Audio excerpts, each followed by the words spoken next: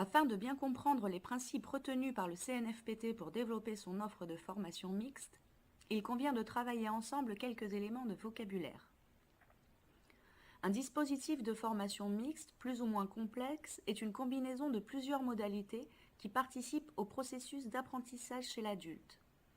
Ces modalités peuvent être actionnées dans des temporalités différentes. Et chacune d'elles propose plusieurs activités et suppose de la part du formateur une posture différenciée.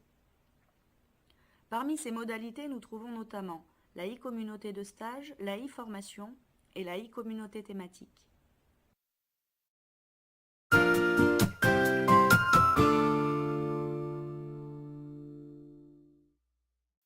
Cette modalité est celle de l'apprentissage entre pairs par le partage et le retour d'expérience.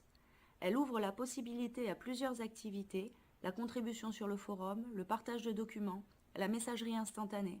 Tout ceci permettant de créer un lien direct entre le formateur et les stagiaires entre eux.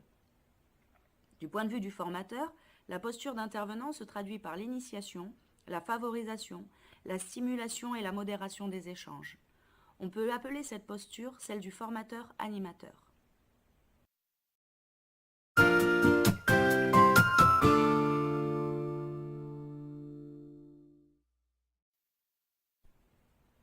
Cette modalité se travaille par la mise à disposition de l'apprenant de supports de connaissances qu'il pourra s'approprier ou se réapproprier en fonction de son niveau initial.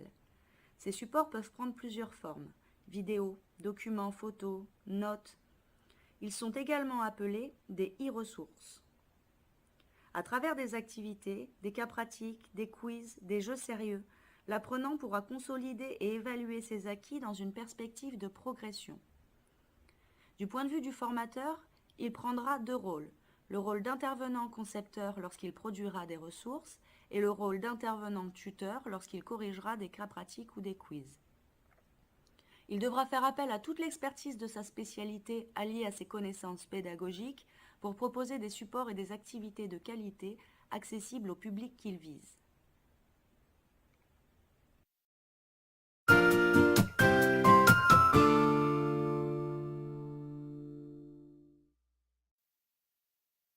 Elle transcende le temps de la formation pour se poursuivre tout au long de l'activité professionnelle. Elle réunit dans un espace virtuel un ensemble de professionnels intéressés par une problématique, désireux de partage et de s'enrichir des expériences des autres membres. Accélérateur de réseau, il participe au regard décloisonné sur l'activité et aux interventions pluridisciplinaires. Un collectif d'animation est identifié et les membres de ce collectif sont appelés Community Managers ou animateurs de communauté.